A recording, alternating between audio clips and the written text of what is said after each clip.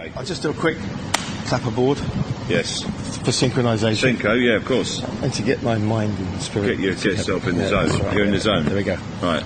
We love Pattaya. Love Pattaya. We love it, we love it. Pattaya. We love Pattaya. Love Pattaya. We love it, we love it. Pattaya. We love Pattaya. Barry Upton here at the Royal Cliff Hotel with a special concert happening here tonight with the one and only Mr. Bill Bailey. Hello. Hello. Now, you are a kind of a legend. You know, a lot of people think of you as a bit of a legend. Really? Because of what you do. It's kind of very original, isn't it? I guess I occupy a certain niche in the world of entertainment. Yes, I've been doing comedy and music now for 20 odd years. So I sort of carved out my own little furrow. I suppose. Nobody else does what you do, really. Well, do they? I guess it's quite different. I mean, when I started out, I used to incorporate music a lot, but the music is the comedy in a way. I think that's what's different. There's a lot of musical comedy is songs that are established songs that maybe you change the lyrics around, and I try to sort of make the music the gag, you know. Sure. So you identify certain styles or genres of music and then play with them. And because of all the wonderful TV shows you've been on, you're a bit of a national treasure. Can I say that? Well, it makes me sound like I'm the Elgin Marbles or something, but you know, I'm not entirely sure about that. But I have done a lot of TV over the years. I was, did them on the Buzzcocks for about 100 odd shows. A sitcom called Black Books, which was on Channel 4, and then I've sort of been involved in TV, like going back to Spaced with Simon Pegg and Edgar Wright, and got involved in shows like QI, which is a sort of panel show. So I kind of keep my hand in with that. But you're instantly recognisable. Let's put it that way. Yeah, I suppose, yes. I mean, people do tend to recognise me. Yeah, it's just not a good look for international air travel, I've got to tell you. Right, I can see what you mean. Yeah. Now, I mean, I produced the Baron Nights many years ago, and they used to change the lyrics and stuff. Yeah. And there was people like Victor Borg and that who did. Were you influenced by those kind of people? Oh, very much so. Yeah. I mean, that was sort of when I was growing up. We'd sit around the TV with the family, and we'd watch acts like Victor Borg, Les Dawson, Dudley Moore,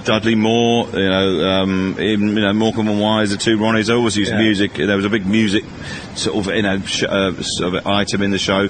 So I mean, that was very much that my childhood growing up was watching those guys, and had a big influence on me. Yeah. So did you start out as a serious musician? Well, I was in bands when I was growing up as a kid, and that was always where I thought I might end up. Yeah. And I played in like local clubs and bars and all the rest of it, and it was great fun. But I was very young. I was a teenager when I was playing in bands, and so when I sort of discovered comedy, I realised that I had a love of the spoken word as well as music. And did it happen sort of organically? Were you just messing around on stage? Yeah, I mean, really. I mean, there was me and a mate from school. We used to sort of sit around and record each other like daft, rambling conversations, and sort of play silly songs. And we persuaded the local club owner in Bath, where I grew up, to let us have a comedy night. And it sort of came from there. Once you get the bug, once you get that laugh and people engage with your comedy, it's very difficult to let it go. Well, plus, as I said earlier, it's something that not a lot of people can achieve. It's not an easy thing to do, is it? No, it's a reckless, foolhardy venture, really. I mean, trying to make people laugh, blimey, it's hard. So yes, it's something which I never honestly expected it would be a career option. I thought it'd be a bit of fun, and I'd be involved in something else. But over the years, I've played gigs. I was in a double act for a long time, and then I started getting more work when the comedy really started to take off in the UK, and it's now it's a big thing around the world now. I mean, British comedy is quite a big export. It's one of our best exports in a way. So it's sort of taken me all around the world, and so one of these days I'll get a proper job. But until then, I'll don't bother. I'll keep doing this. No, don't bother. Once you get past a certain age, you don't have to grow up anymore. No, that's it, exactly. Yeah. Now, forgive me if I'm wrong, but were you kind of like in a prog rock act in the early days? Because you got that kind of look. Yes, and that is, you know, of my era as well. When I was a teenager, we were just coming out of prog into punk. So yeah, I was crossed between the two. And when I was at school, we were in a band, and we had, like, you know, 2 keyboard players and a drummer, and you know, and 2 drummers and a cape. Don't know whether we ran to a cape. We certainly had a lot of triage. Okay, fair enough. So, but yes, I mean, that was very much, again, it sort of threads into an influence going back to my childhood, because those kind of bands, they put on very theatrical shows. You know, there was a little bit of costume involved, there was lights, there was obviously a theme. Often the albums were themed, you know. So all of that Well, Rick Wakeman was the... I mean, well, he was the sort of the grand wizard. He was the you king know, of the it. king of it all. Yeah, exactly. You know, he'd do shows on ice and all that. So when Rick on Never Mind the Buzzcocks, me and him were dressed as wizards playing the intros round. One of the highlights of my career, that was. Well, there you go. You see, fantastic Gone stuff. full circle. What other like bands or, you know, music was you influenced by? Because you do a lot of classical type things. Yeah, well, that's it. I mean, I was classically trained when I was a kid. I learnt piano at school. Had a very good, a brilliant piano teacher at school, Linda Fitzer, who really sort of pushed me to kind of go further than I perhaps I would have done. So I at one stage I thought that's something I might pursue, and I went all through the grades and then got a diploma and the rest of it. So piano is something which, and classical piano is something I always try to sort of feature in the show as well. So there's always Well, it's a good way of showing off as well. Well, exactly. Yeah, exactly. Why not? I mean, you know, if you've got it. Absolutely, absolutely. So yeah, there's always a mix of styles. There's always a bit of classical, bit of rock. I love rock, you know, classic rock. So there's a bit of guitar. There's always a bit of folk. I usually try and play some old folk instrument. I've got a mandola in this show. I love a bit of new tech, bit of electronic tech. So I've got a theremin. You know, so all. Well, I've manner of worked extensively with the king of the theremin, John Otway. Oh, of course. Well, there you go. Then you know all about theremin. I know then, about yeah. the theremin Yeah, and how we tried to stop him playing it. yeah, no, you can't. You can't. Once you've got a theremin on, it's very hard to give that up. It's a great instrument, though, isn't it? If you can use it correctly. Yeah, it's a very difficult thing to play, and it's the one I've got actually is a slight cheat because a new one. It's a digital theremin, so it sort of allows you to play notes as you move. Because normally it's just a bit of a random woo kind of sound, but this sort of moves up in little chromatic increments. So it's a little bit of a cheat, but it does mean you can play things a bit more accurately with it. Fantastic. Now, let's get away from the music, because I'd just love to know about this other side of you, which is the not conversationist, Well, I could do that as well. the conservationist. Conservation, yeah, that's right. Well, that's true. I suppose when I was a kid, I grew up in the west of England, between Bath and Bristol. So it's quite a rural area anyway. I mean, up the road from the house was we were immediately into countryside, which I'd love to go off exploring.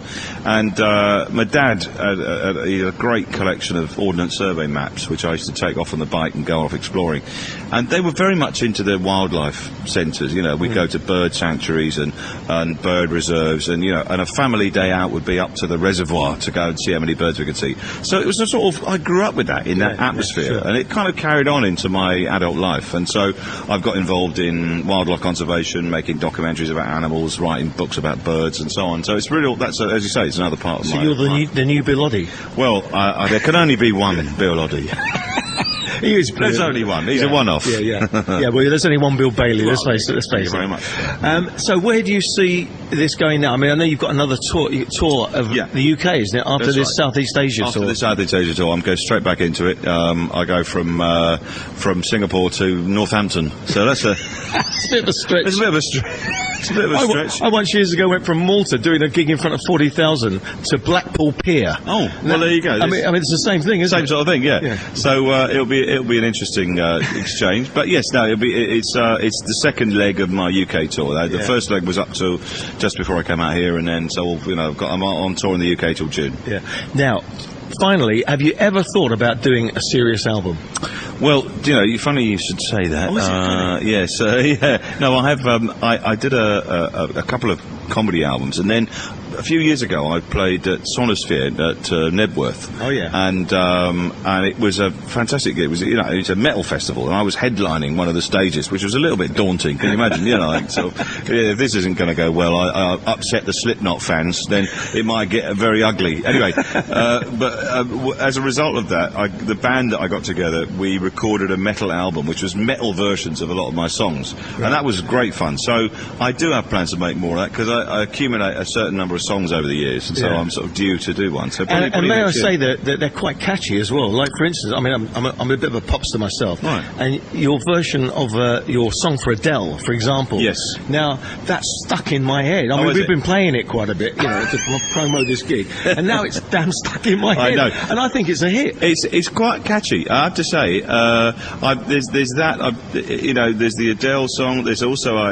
in the show I'll be playing a version of Old MacDonald played by Tom Waits, which is again something which somebody said to me the other night. She said, "You're going to release that?" And I went, "I don't know. This is fun. It's fun for me." But like you say, sometimes you inadvertently make something that's quite catchy. So hey, who knows? I think it's time for another one of those records to come out. You know, I reckon it is. Yeah, Christmas #1. There you go. Bill Bailey, Christmas #1. Absolutely. Thank you very much. Barry. Thanks for coming to Pattaya, and it's great to meet you. Thank you. Cheers. We love Pattaya. Laura Pattaya. We love it, we love it. Pattaya. We love Pattaya. Lovely. Nice one.